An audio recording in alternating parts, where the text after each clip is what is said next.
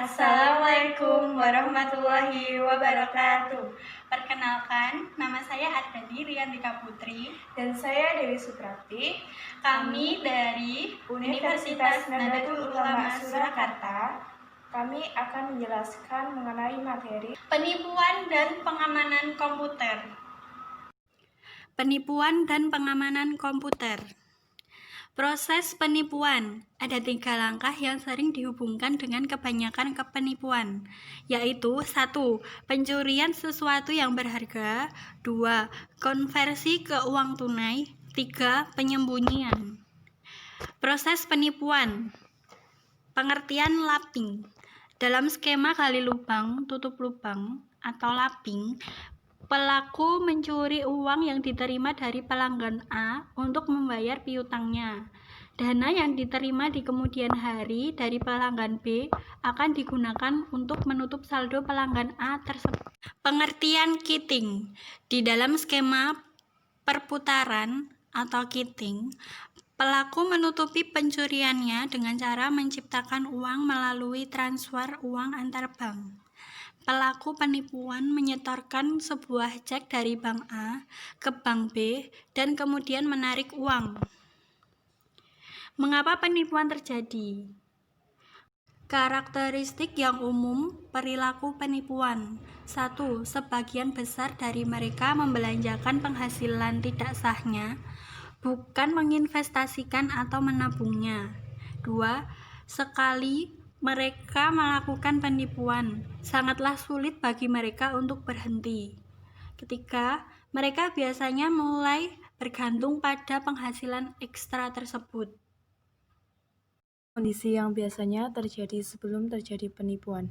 Yang pertama, tekanan.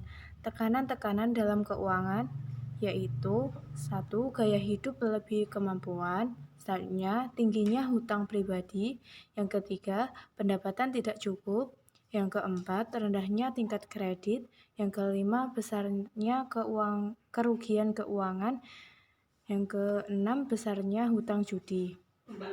Tekanan yang berhubungan dengan pekerjaan. Yang pertama, gaji yang rendah.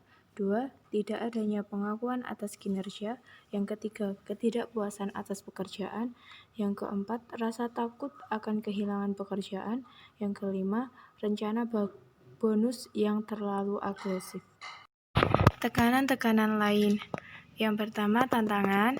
Yang kedua, tekanan keluarga atau rekan kerja. Yang ketiga, ketidakstabilan emosi. Yang keempat, kebutuhan akan kekuasaan. Yang kelima, harga diri atau ambisi yang berlebihan. Yang kedua, peluang. Peluang adalah kondisi atau situasi yang memungkinkan seseorang untuk melakukan dan menutupi suatu tindakan yang tidak jujur. Peluang seringkali berasal dari kurangnya pengendalian internal.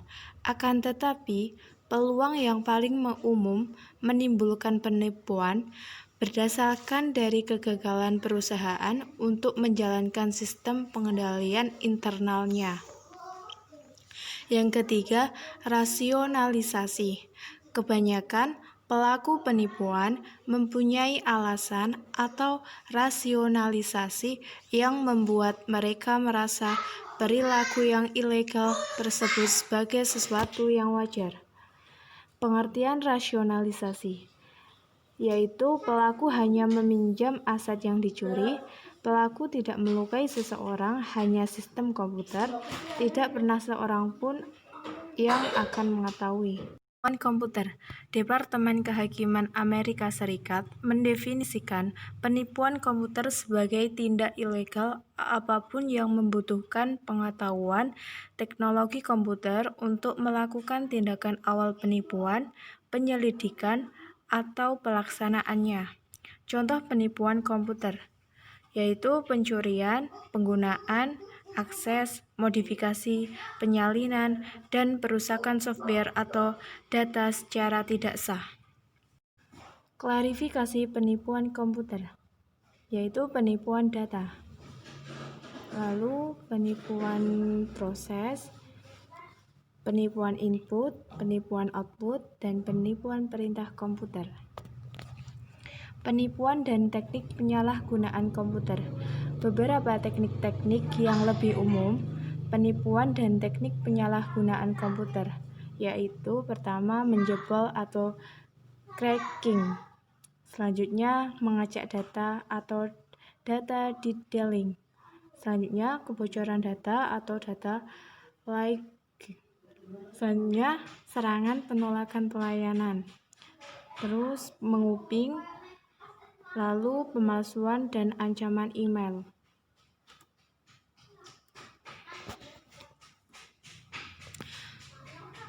Mencegah dan mendeteksi penipuan. 1. Membuat penipuan lebih jarang terjadi dengan menggunakan praktik mempekerjakan dan memecat pegawai yang semestinya, mengatur para pegawai yang tidak merasa puas, melatih para pegawai mengenai standar keamanan dan pencegahan terhadap penipuan, mengelola dan menelusuri lisensi software, meminta menandatangani perjanjian kerahasiaan kerja. 2. Meningkatkan kesulitan untuk melakukan penipuan dengan cara mengembangkan sistem pengendalian internal yang kuat, memisahkan tugas, meminta pegawai mengambil cuti dan melakukan rotasi pekerjaan, membatasi akses ke perlengkapan komputer dan file data, menginskripsi data dan program.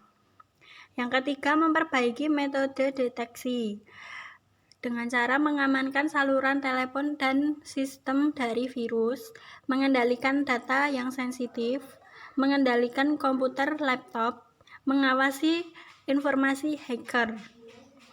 Yang keempat, mengurangi kerugian akibat penipuan dengan cara tetap menggunakan jaminan asuransi yang memadai, menyimpan salinan cadangan program dan file data di dalam lokasi luar kantor yang aman, mengembangkan rencana kontingensi dalam hal kejadian penipuan, menggunakan software untuk mengawasi kegiatan sistem untuk memulihkan diri dari akibat penipuan. Yang kelima, menuntut dan memenjarakan perilaku penipuan. Sebagian besar penipuan tidak dilaporkan dan tidak dituntut untuk beberapa alasan, yaitu banyak kasus penipuan yang belum terdeteksi, perusahaan segan melaporkan kejahatan komputer, petugas penegak hukum yang pengadilan sibuk sekali dengan kejahatan kekerasan, sehingga mereka tidak punya waktu sedikit untuk kasus penipuan yang tidak mengandung kekerasan fisik. Penipuan adalah hal yang sulit, berbiaya mahal, dan memakan waktu lama untuk diselidiki dan dituntut. Banyak petugas penegak hukum, pengacara, dan para hakim kurang memiliki keahlian komputer yang dibutuhkan untuk menyelidiki, menuntut, dan mengevaluasi kejahatan komputer.